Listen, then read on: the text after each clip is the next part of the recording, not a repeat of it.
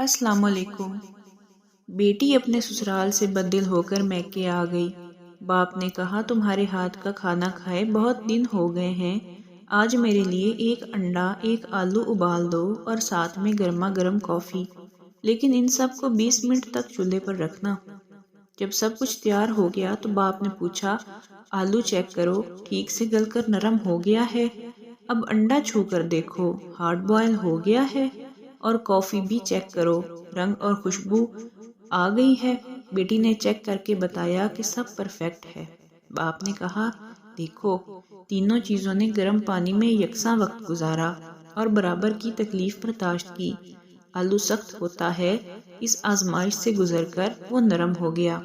अंडा नरम होता है, गिरे तो टूट जाए, लेकिन अब सख्त हो गया है और इसके अंदर का लिक्विड भी सख्त हो चुका है। कॉफ़ी ने पानी को खुश रंग, खुश जायका और खुशबूदार बना दिया है। तुम क्या बनना चाहोगी, आलू, अंडा या कॉफ़ी?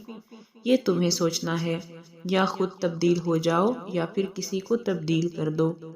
ढल जाओ या ढाल दो। यही जिंदगी गुजारने का फन है। सीखना, अपनाना, तब्दील होना, तब्दील करना, ढलना, ढल जाना। ये उसी वक्त मुमकिन है जब निभा करने का अज़म हो, क्योंकि कम हिम्मत मंजिल तक नहीं पहुंचते, रास्ते में ही हलाक हो जाते हैं। मज़ीद अच्छी वीडियोस के लिए हमारे चैनल को सब्सक्राइब करें।